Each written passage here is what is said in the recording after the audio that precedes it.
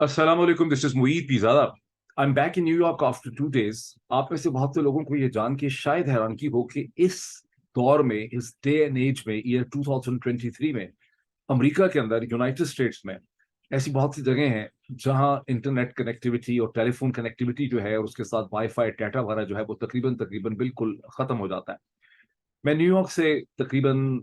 New York city से 2.5-3 घंटे दूर, 3 घंटे दूर कैटस्किल माउंटेन्स में था। That reminded me of Murray and Sawat, a combination of both Murray and Sawat। और वहां पर एक टाउन है वुडस्टॉक, जिसको मैं एक्सप्लोर करना चाहता था बिकॉज ये कहा जाता है, ये बिलीव किया जाता है कि इस टाउन का अमेरिका की ईस्ट कोस्ट की कल्चरल लाइफ के ऊपर बहुत इसका इम्पैक्ट है गुज़िश्ता 100 बरस से, 19th सेंचुरी से ऑनवर्ड्स। और मैंने वहां पे बहुत इंटरेस्टिंग छोटी छोटी, क्योंकि इंटरनेट कनेक्टिविटी तो नहीं थी ज्यादा मुझे मिली कैटस्किल माउंटेन्स में, लेकिन मैंने छोटी छोटी बहुत सी इंटरेस्टिंग वीडियोस और इंटरव्यूज वहां पे रिकॉर्ड किए जिन्हें मैं एडिट करके एक सेपरेट वीलॉग की शक्ल में आपके सामने प्रेजेंट करने की कोशिश करूंगा अगले 1-2 दिनों के अंदर। Now coming back to Pakistani politics, interesting developments हैं। एक तो मैंने इमरान खान साहब का इंटरव्यू देखा, मेहदी हसन साहब के साथ 15-16 मिनट का इंटरव्यू है MSNBC पे,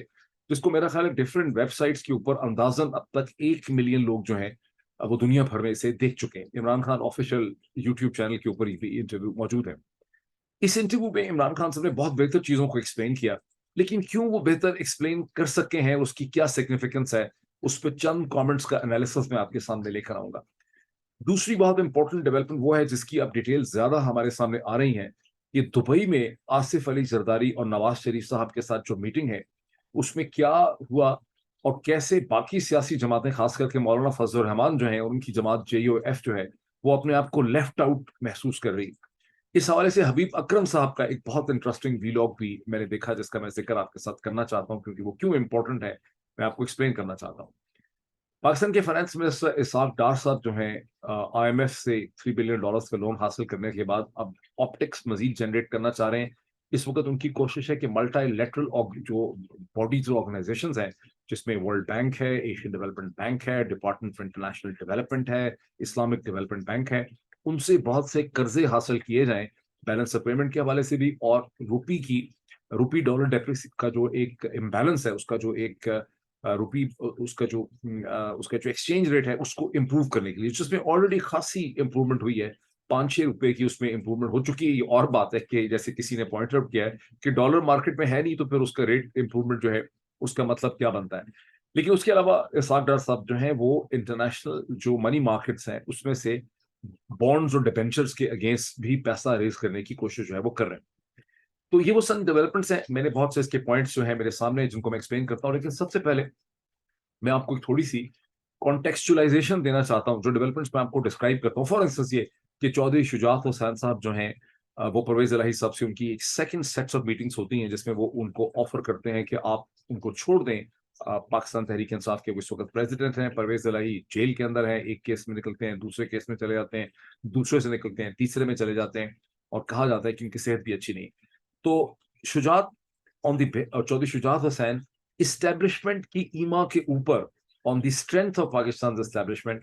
परवेज इलाही साहब के साथ जो डील कर रहे हैं, और इस्टेब्लिशमेंट ने बहुत से तहरीक इंसाफ के लोगों के साथ जो डील मेकिंग की है, इसकी कॉन्टेक्चुअलाइजेशन और जो पाकिस्तानी पॉलिटिक्स में क्या हो रहा है इसकी कॉन्टेक्चुअलाइजेशन के लिए मैं एक छोटा सा एग्जाम्पल किस्सा आपके सामने रखता हूँ। मुझे बहुत याद आ रहा है कि 1968 में एक फिल्म रिलीज हुई दुनिया में जिसका नाम है प्लैनेट ऑफ द एप्स। ये वो फिल्म है जिसकी लीड कास्ट और लीड एक्टर बहुत मशहूर हॉलीवुड के एक्टर चार्ल्टन हेस्टन जो हैं, जिन्होंने इससे पहले बेन हर फिल्म के अंदर भी काम किया था जो जीसस क्राइस्ट के तनाजर में बनाई गई मूवी थी। इसकी लीड कास्ट जो है वो चार्ल्टन हेस्टन है। ये फिल्म एक फ्रेंच ऑथर है, पियर बोल, उनका 1963 का नॉवल है प्लैनेट ऑफ द एप्स के नाम से, उसके ऊपर ये फिल्म बनाई गई। ये वो ऐसी फिल्म है जिसने कई फिल्मों को इंस्पायर किया। इसके बाद आई थिंक इसकी सीक्वेंस या सीक्वल बना 4 मूवीज का, और इसके ऊपर एक इंतहाई पॉपुलर अमेरिकन टीवी सीरीज बनी प्लैनेट ऑफ द एप्स के नाम पे।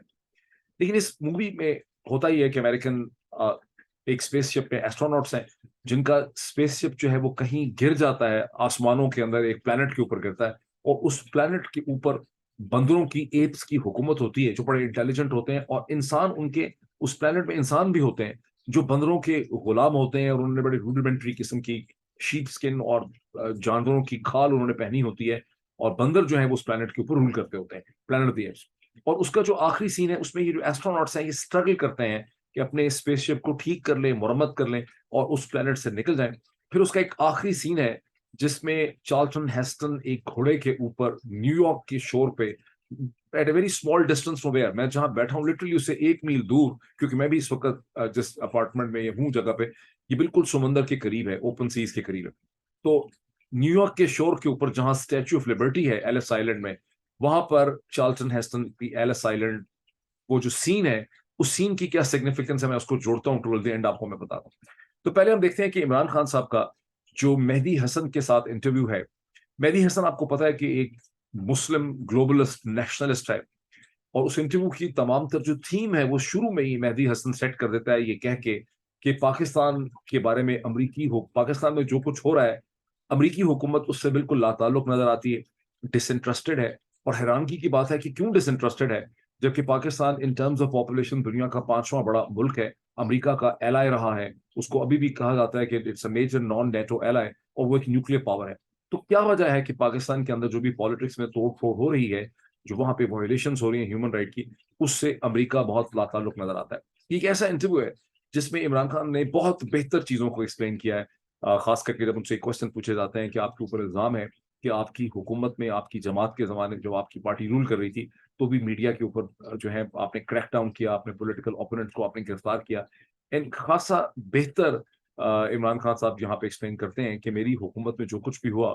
وہ پرنسپلی طور پہ پہلے تو میں نے کیا نہیں, اور جو میڈیا کے ساتھ خاص کر وہ مجھے صرف اتنا یاد ہے کہ متی اللہ جان نام کے ایک جرنلسٹ جو ہیں ان کو اٹھا لیا اور میں نے ودن 24 آورس متی اللہ جان کی جو برآمدگی ہے وہ میں نے کروا دی. اور یہ کہ جو کچھ بھی اس زمانے میں ہوا اور جو اب ہو رہا ہے اس کے میں سائز, اسکیل اینڈ کوانٹم میں بہت زیادہ فرق ہے. اچھا, اب یہ خان صاحب کی پرفارمنس تو بہت اچھی ہے یہاں پہ in terms of explaining things, لیکن اس کی ایک پرنسپل وجہ یہ ہے کہ اس کی جو کانٹیکسچولائزیشن ہے اس انٹرویو کی, کیونکہ مہدی حسن ہمسیلف بلیوز, یہ بہت انٹرسٹنگ پوائنٹ ہے, اس کو سمجھیں. مہدی حسن جو کہ خود انٹلیکچوئل ہے, مہدی حسن کا چلتا پھرتا قسم, بہت زیادہ جو امریکن ٹیلی ویژن ہوسٹ ہوتے ہیں وہ خاصے چلتے پھرتے ہوتے ہیں. اور بات ہے کہ چونکہ وہ ویسٹرن ورلڈ کو ریپرزینٹ کرتے ہیں اس لیے ہمارے ہاں ان کو بڑا امپورٹنٹ سمجھا جاتا ہے, لیکن زیادہ تر ان کو کچھ پتہ نہیں ہوتا. Mehdi Hasan is a very different kind of character, جس کا بیک گراؤنڈ اگر آپ دیکھیں برٹن سے, British Muslim, struggle against Islamophobia, مطلب he is an intellectual in his own right, اور وہ آلریڈی سمجھتا ہے کہ پاکستان کی پالیٹکس میں کیا ہو رہا ہے, اور وہ سمپیتھیٹک ہے اس موومنٹ سے ان ٹرمز آف آئیڈیاز جو کہ عمران خان نے لانچ کیے. اور اس میں خاص کر کے برٹش اسلام کا اور اس کا الجزیرہ کے ساتھ وابستہ ہونا, برٹش اسلام کا بیک گراؤنڈ ہونا, اسلاموفوبیا کی انڈرسٹینڈنگ ہونا, دنیا کی انڈرسٹینڈنگ ہونا, اس کا لیفٹ اور سینٹر پالیٹکس میں بلیو کرنا, یہ سب چیزیں اس کانٹیکسچولائزیشن میں بڑا امپورٹنٹ رول پلے کرتی ہیں جس میں عمران خان اپنے آپ کو بہت بہتر ایکسپلین کر پاتے ہیں. میری اس پہ کرٹیک میری یہ ہے کہ عمران خان صاحب ہر میڈیا پرسن کو سمجھتے ہیں کہ اس کو ان کے کاز سے سمپیتھیٹک ہونا چاہیے, بیکاز اگر وہ عمران ریاض کے ساتھ بات کر رہے ہیں یا محیط پیرزادہ سے بات کر رہے ہیں یا کاشف عباسی سے بات کر رہے ہیں یا کسی اور سے پاکستان میں بات کر رہے ہیں جس کے بارے میں ان کو یہ پتا ہوتا ہے کہ اس سے پتا ہے کہ میں نے کیا اسٹرگل کی ہے, اور اس کو پتا ہے کہ میں سچا ہوں, میں کرپٹ نہیں ہوں, میں جعلی نہیں ہوں, میں ظالم نہیں ہوں, میں ٹائرن نہیں ہوں, تو وہاں لیکن عمران خان صاحب باقی ساری دنیا کے جو لوگ آتے ہیں, بی بی سی کے, سی این این کے, سی این بی سی کے, کسی بھی جگہ کے, ان کو اسی کانٹیکسچولائزیشن یا اسی لینز سے ٹریٹ کرتے ہیں. And this is something which Imran Khan has to learn to differentiate. So Mehdi Hasan believed in what was wrong in Pakistan. So that is why this interview had this special flavor. اگر مہدی حسن spoil کرنا چاہتا ہے interview کو تو پھر خان صاحب کے پاس ایک ایسی اسکل سیٹ ہونی چاہیے کہ خان صاحب بھی ایگریسو طریقے سے کہیں کہ no wait a minute. For instance جب مہدی حسن یہ کہتا ہے, اسی انٹرویو کی ایگزامپل لے لیں, جہاں مہدی حسن یہ کہتا ہے کہ جرنلسٹ جو ہیں ان کو اریسٹ کیا گیا, جیلوں میں ڈالا گیا, مارا پیٹا گیا وغیرہ وغیرہ, تو وہاں پر if Imran Khan was aggressive and assertive, he should say, wait a minute, which journalists are you said were hunted down in my government, or which journalists were arrested in my government, کتنی FIRs journalist کے خلاف ہوئی, کس کو arrest کیا گیا, کتنے journalist مارے گئے, کون سی کچھ کہا بھی انہوں نے تھوڑا سا, لیکن وہ assertiveness ہے. بیسکلی طور پہ عمران خان کا جو میڈیا کے ساتھ رویہ ہے, Imran Khan at his heart is a very good man. This is what is his strength. SWOT analysis اگر آپ کریں, Imran Khan is essentially a good man at heart. اور جس طرح سے وہ گڈ نیچرڈ ہے, وہ سب لوگوں کے ساتھ گڈ نیچرڈنیس سے بہیو کرنا چاہتا ہے, he has a good behaviour. اور حالانکہ آپ کو پتا ہے کتنا زیادہ بیچارے کو کنڈیم کیا گیا, لیکن میڈیا کی اپنے ڈائنامکس ہیں which Imran Khan and his PTI team have to understand person by person. جو میں نے پچھلے ویلاگ میں کہا تھا کہ کیسے ان کے پاس ایک 3-4 ممبر میڈیا ٹیم ہونی چاہیے جس کو دنیا کی ہر میڈیا آرگنائزیشن, ہر ہوسٹ, ہر اینکر کا بیک گراؤنڈ, اس کا پولیٹیکل تھرسٹ اس کی کیا ہے, اس کے ڈائنامکس کیا ہے, وہ کیا کرے گا, اس کی سیٹ آف کوسچننگ کیا ہوتی ہے, اس نے پہلے کن لوگوں کے انٹرویو کیے ہیں, وہ ان کو پتا ہونا چاہیے. And that is really going to help PTI, Imran Khan and Pakistan. بہرحال اب اس کے ساتھ ہی انٹرویو بہت اچھا تھا. اب اس کے ساتھ ہی جو خبر اس وقت بہت زیادہ گرم ہے, اسپیکولیشن, چونکہ اس کو عمران خان صاحب مسلسل خود کہتے ہیں, this is not the first time, اس انٹرویو میں بھی انہوں نے کہا ہے, اس سے پہلے بھی انہوں نے کہا ہے, اس سے پہلے بھی انہوں نے کہا ہے, جو ٹائمز ریڈیو کا انٹرویو تھا اس میں بھی کہا ہے کہ مجھے لگ رہا ہے یا میں گرفتار ہو جاؤں گا ڈیفینیٹلی طور پہ آفٹر دا عید, اور یہ میرے اوپر ایک ملٹری کورٹ میں ٹرائل چلائیں گے. عمران خان صاحب اس کو خود 10 دفعہ کہہ چکے ہیں, ان کی پارٹی کے لوگ اس کو 20ویں دفعہ کہہ چکے ہیں, اور ابھی آپ بہت سے ویلاگرز بھی اس بات کو بار بار دہرا رہے ہیں کہ عید کی چھٹیاں ختم ہو گئی ہیں, اور چونکہ چھٹیوں ہی کا پاز تھا, اور اب انشاءاللہ تعالی عمران خان صاحب جو ہیں وہ گرفتار ہو جائیں گے. وہ جو کیس May 9 کے حوالے سے ہے کہ عمران خان صاحب نے فوج کے خلاف بغاوت کو انسپائر کیا, اس کو پلان کر رہے تھے, اس میں وعدہ معاف ہوا ہوں گے, شاید اس میں فیاض الحسن صاحب ہوں, کوئی کہتا ہے پرویز خٹک صاحب بھی ہو سکتے ہیں. آئی ڈونٹ نو کہ پرویز خٹک صاحب اتنی بڑی بے وقوفی کریں گے. I find it very difficult and hard to believe کہ پرویز خٹک صاحب جو ہے جیسا بندہ, جہاندیدہ سیاستدان جو ہے, وہ اتنی بے وقوفی کرے گا کہ وہ عمران خان کے خلاف وعدہ معاف ہوا بننے کی کوشش کرے گا. اس کے بعد پرویز خٹک کا اپنا کیا بچے گا, تو آئی ڈونٹ نو. لیکن یہ خبر بڑی گرم ہے. اگر واقعی ایسا ہوگا تو یہ ایک بہت ہی بڑی بے وقوفی ہوگی on behalf of the military establishment. اس کی وجہ یہ ہے کہ جیسے بولسونارو کو برازیل کے اندر لولا جو ہے, وہ دوسری پارٹی جو ہے, انہوں نے اس کو کنوکشن کروا دیا ہے سپریم کورٹ سے, اور اس کو ڈسکوالیفائی کروا دیا ہے 2030 تک کے الیکشن کے لیے. وہ تو ان کی سپریم کورٹ نے کیا ہے. مطلب ملٹری کورٹ میں عمران خان کا ٹرائل ایک انتہائی ان پاپولر اقدام ہوگا. یہ صحیح ہے کہ پاکستان کی اسٹیبلشمنٹ نے امریکہ کے ترلے منتے کر کے, جیسے کہ انور اقبال صاحب جو ہیں, انہوں نے اپنے آرٹیکل میں ڈان میں لکھا ہے اپنی اسٹوری کے اندر, اور میں نے اس کو اسپیکولیٹ بھی کیا تھا, میں نے انالیسس کیا تھا کہ امریکہ کی مدد اور آشیرواد کے بغیر IMF کی جو بھی ڈیل ملی ہے $3 بلین کی, کبھی بھی نہیں مل سکتی تھی. اور جو شہباز شریف صاحب سنگھاڑا سنگھانے کے لیے گئے تھے, یہ کلوروفارم سنگھانے کے لیے گئے تھے IMF کی MD کو, یہ صرف بکواس اور آپٹکس ہے, اس کی کوئی حقیقت نہیں ہے.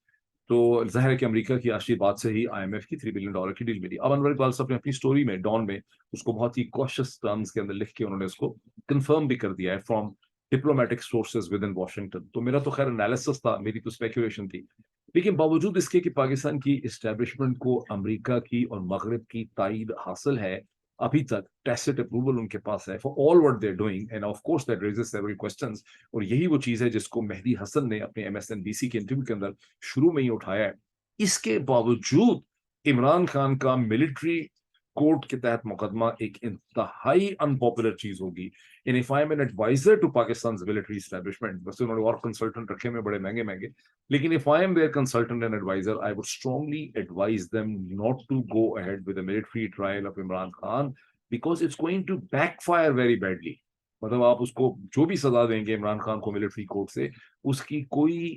اخلاقی, قانونی, سیاسی حیثیت نہیں ہوگی, اور یہ بہت بری طرح سے بیک فائر کرے گا. اور اس اقدام کے نتیجے میں جو سیاسی ڈھانچہ بنائے جائے گا پاکستان میں, اس سیاسی ڈھانچے کو واشنگٹن کی تمام تر زور لگانے کے باوجود بھی امریکہ کے اندر اور مغرب کے ممالک کے اندر اور میڈیا میں اور ذرائع ابلاغ میں اس کو سپورٹ نہیں مل سکے گی. اور یہ بڑا ہی کمزور قسم کا گھونسلہ جو ہے وہ پاکستان کی اسٹیبلشمنٹ جو ہے وہ بنانا چاہ رہی ہے. سو لیٹس سی کہ عمران خان کا ملٹری ٹرائل میں کے حوالے سے گرفتاری ہوتی ہے, اور عمران خان کا ایک military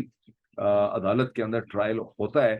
I find it very hard to believe. ویسے تو کچھ پتہ نہیں, اتنی بے وقوفیاں پاکستان میں کی گئی ہیں گزشتہ 14-15 مہینے میں, اتنی بے وقوفیاں اور اتنے بلنڈر کیے گئے ہیں جس کی نتیجے میں پاکستان کی جو اسٹیبلشمنٹ ہے اس کو بہت نقصان پہنچا ہے. ابھی میں دیکھ رہا تھا کسی نے ٹک ٹاک کی ایک ویڈیو مجھے بھیجی تھی جس کا پاکستان سے تعلق نہیں تھا. That was just a definition of manufactured chaos, کہ مینوفیکچرڈ کیوس کیا ہوتا ہے. پاکستان میں جو مینوفیکچرڈ کیوس ہوا ہے, جو کیوس مینوفیکچر کیا گیا ہے, بدامنی مینوفیکچر کی گئی ہے, اس کا جو مین کیجولٹی ہے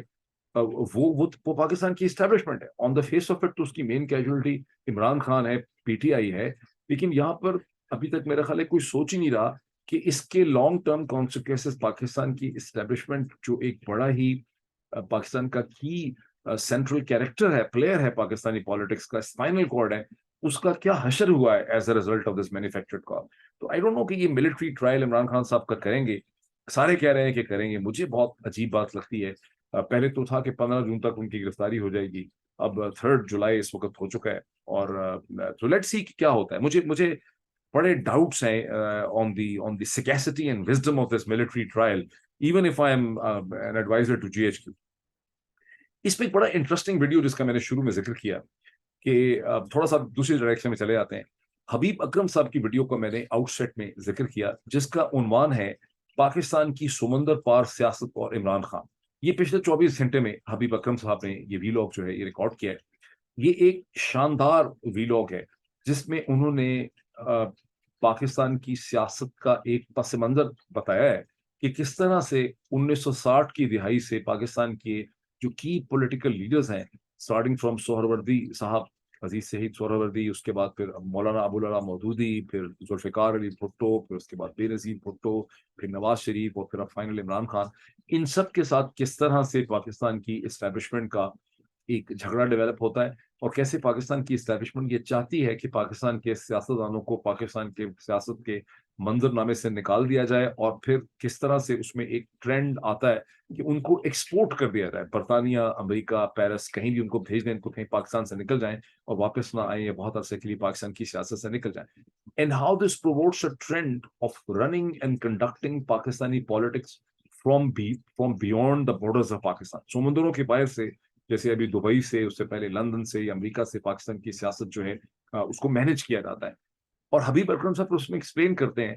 کیسے عمران خان درمیان میں ایک وکری ٹائپ کا ڈفرنٹ قسم کا کیریکٹر پیدا ہو گیا ہے, جس کو اسٹیبلشمنٹ چاہتی ہے, اس کو ڈیل آفر کرتی ہے کہ بھائی بھی تم بھی نواز شریف کی طرح کہ جاؤ لندن بیٹھو, تمہاری تو ایکس وائف بچے ویسے ہی وہاں پہ ہیں, تمہارے پاس تو زیادہ ریڈی میڈ کیس ہے, لیکن وہ ریفیوز کرتا ہے. اور کیوں یہ ریفیوزل پاکستان کی سیاسی تاریخ کا ایک بہت امپورٹنٹ لمحہ ہے, ایک بہت مومنٹ ہے امپورٹنٹ, بیکاز عمران خان اس پالیٹکس کو جسے پاکستان سے ایکسپورٹ کر دیا جاتا ہے اس کو ایکسپورٹ نہیں ہونے دے رہے, اور وہ پاکستان کی پالیٹکس اور اس کا جو دھارا ہے, اس کی جو ڈائریکشن ہے, اس کو بدل رہے ہیں. اور یوں اسٹیبلشمنٹ کے لیے عمران خان کتنے بڑے ایک چیلنج کے طور پہ نمودار ہوتے ہیں, کیونکہ جو گیم سیٹ کی گئی ہے اس گیم کے طریقے سے عمران خان کھیل کو کھیل نہیں رہے. اس ویڈیو کو آپ ضرور دیکھیں, پاکستان کی سمندر پار سیاست اور عمران خان.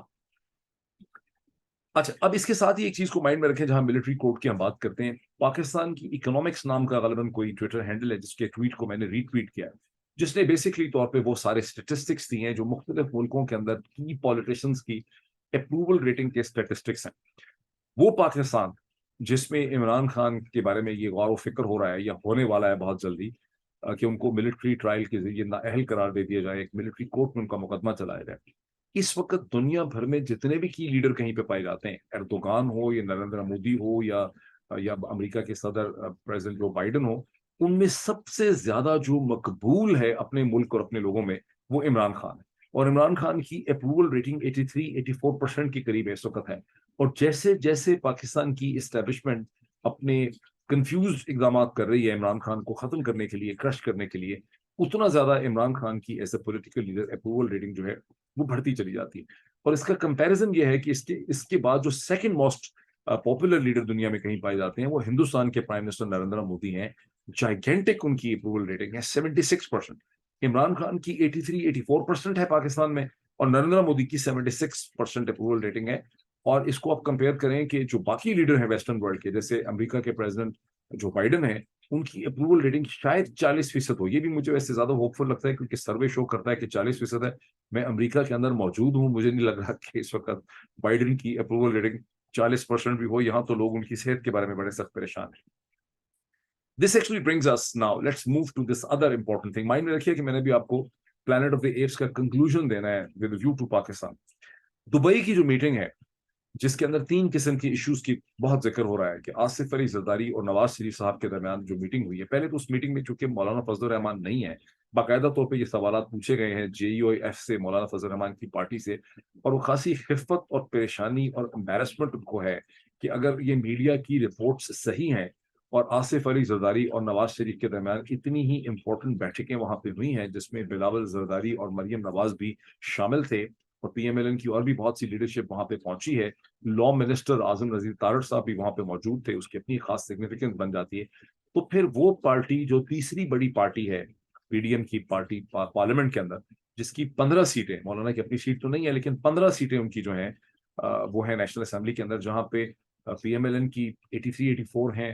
پی پی پی کی 55 یا 54 ہیں, اور وہاں پہ مولانا کی بھی 15 سیٹیں. تو مولانا کو گھاس ہی نہیں ڈالا گیا, مولانا کو پوچھا ہی نہیں گیا. یعنی جہاں بات ہو رہی ہے وہاں تین چیزیں ڈسکس ہو رہی ہیں کہ اسمبلیاں کب ڈیزالو ہوں گی, پی پی پی اور پی ایم ایل این میں کیا سیٹ ارینجمنٹ ہو سکتی ہے, کس قسم کا انٹرم سیٹ اپ ہوگا, کون کیئر ٹیکر پرائم منسٹر ہو سکتا ہے, اور یہ کہ کیا کرنا ہے جہاں پہ سپٹمبر کے اندر چیف جسٹس چینج ہو جائیں گے. قاضی فائز عیسیٰ صاحب جو ہیں وہ چیف جسٹس بن جائیں گے غالباً 16-17 سپٹمبر کو. پریزیڈنٹ نے بھی ریٹائر ہونا ہے غالباً سپٹمبر میں ہی, اور اسمبلیوں کی مدت ختم ہو جائے گی اگست 2023 کے پہلے ہفتے میں. اب ہم چونکہ جولائی کے شروع میں داخل ہو چکے ہیں, اس کا مطلب ہے کہ جولائی کے 31 دن, اس میں سے 3 دن چلے گئے ہیں, پھر اگست کے, تو آپ سمجھیں کہ آپ کے لیس دین 40 ڈیز رہ گئے ہیں اسمبلیوں کی مدت ختم ہونے میں. اور اس کے بعد پھر ایک کیئر ٹیکر سیٹ اپ ہونا ہے, اور اس کیئر ٹیکر سیٹ اپ کی ڈھانچہ کیا ہوگا, اس کو لیڈ کون کرے گا, ان تمام انتہائی امپورٹنٹ ڈیسیجنز پہ پی پی پی پی ایم ایل آپس میں بیٹھک کرتے ہیں, جس میں لا منسٹر بھی موجود ہوتے ہیں. اعظم نذیر تارڑ کی سگنیفیکینس کو آپ نظر انداز تو نہیں کر سکتے. اس میں سے مولانا جو ہیں وہ باہر ہیں. یہ ایک انٹرسٹنگ چیز ہے جس کی وجہ سے مولانا کی پارٹی یہ کہہ رہی ہے کہ جو ڈسکشنز وہاں پہ ہوئی وہ کبھی بھی بہت امپورٹنٹ نہیں ہو سکتی, ان کی نجی ملاقاتیں ہیں اینڈ سو آن. لیکن ملاقاتیں اسی حوالے سے ہیں کہ کب اسمبلی ڈیزالو کرنی چاہیے, بیکاز اسمبلی کی ڈیزالو کرنے کی سینس یہ ہے کہ پی ایم ایل این کو 90 دن چاہیے. اگر اسمبلی اپنی ایکچوئل مدت سے جو 7-8 اگست بنتی ہے ہفتہ پہلے ڈیزالو کر دی جائے, تو پھر آپ کو الیکشن کروانے کے لیے 90 دن ملتے ہیں. اگر اسمبلیاں اپنی مدت مکمل کرتی ہیں تو 60 دنوں کے اندر کانسٹیٹیوشنلی آپ کو الیکشن کروانے ہوتے ہیں. ویسے یہ اور بات ہے کہ میرے ذہن میں ایک معصومانہ سوال یہ پیدا ہوتا ہے کہ ایک ایسا ملک جس میں نہ کوئی قانون ہے, نہ کوئی آئین ہے, نہ کوئی عدالت کام کرتی ہے, جہاں سپریم کورٹ ڈسفنکشنل ہے, جہاں کوئی کسی کو پوچھتا ہی نہیں ہے, جہاں چار دیواری کی کوئی پروٹیکشن نہیں ہے, پکڑنا کسی سیاستدان کو ہے, اس کی بیوی بیٹی کو پکڑ لیتے ہیں, اس ملک میں یہ 60 دن اور 90 دن کی جو ایک ڈویژن ہے, یہ اس کی مطلب اس سے کیا فرق پڑتا ہے؟ مطلب مجھے تو نہیں نظر آتا کہ اس سے کوئی فرق پڑتا ہوگا. جو کچھ ہم نے دیکھا ہے گزشتہ 14-15 مہینے میں, مجھے کوئی فرق اس سے پڑتا نظر نہیں آتا.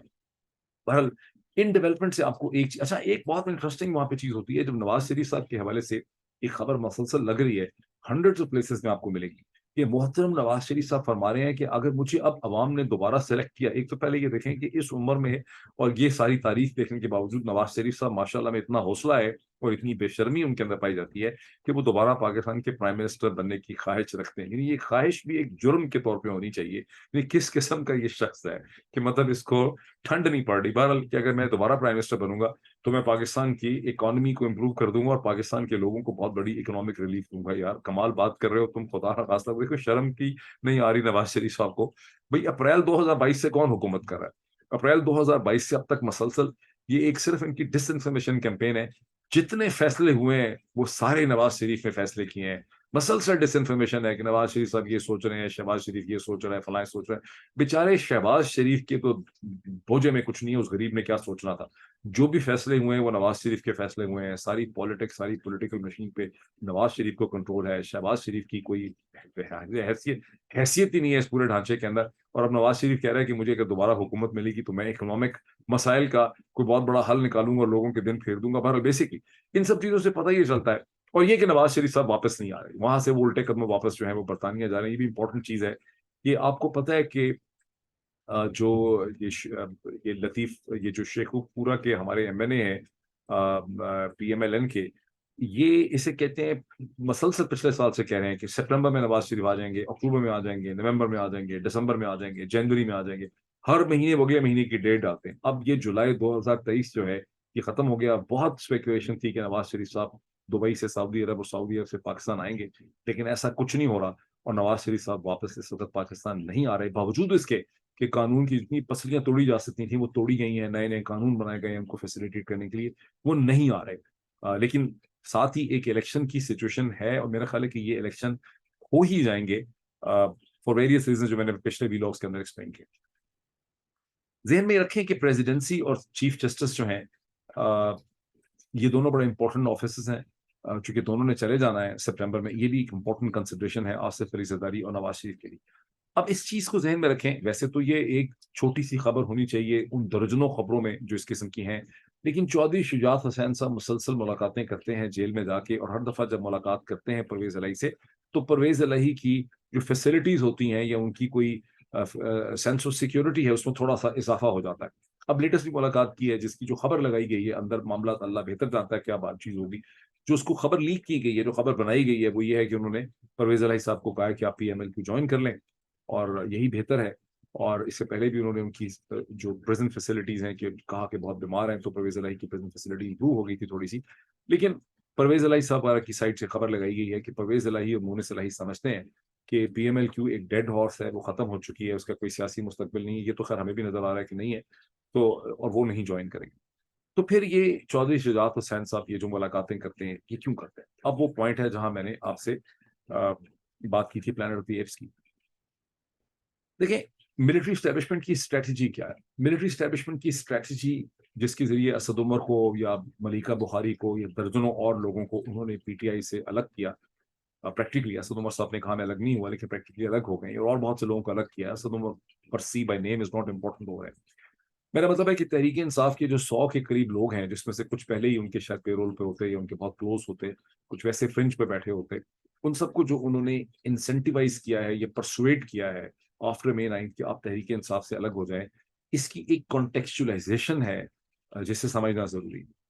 اسٹیبلشمنٹ کا یہاں پہ گول ہے کہ آپ نا امیدی مایوسی پیدا کریں اور لوگوں کو بتائیں کہ دیکھو دس از واٹ ریالٹی از, کہ عمران خان کو ہم نے کرش کر دیا ہے یا ہم نے کرش کرنے کا فیصلہ کر دیا ہے. عمران خان کا کوئی مستقبل نہیں ہے, عمران خان دوبارہ آپ پاور میں نہیں آ سکتا, اب وہی ہوگا جو ہم چاہتے ہیں. اور ایک فیٹ اکمپلی کے طور پر وہ لوگوں کے سامنے ایک اسپیکٹر جو ہے وہ رکھتے ہیں.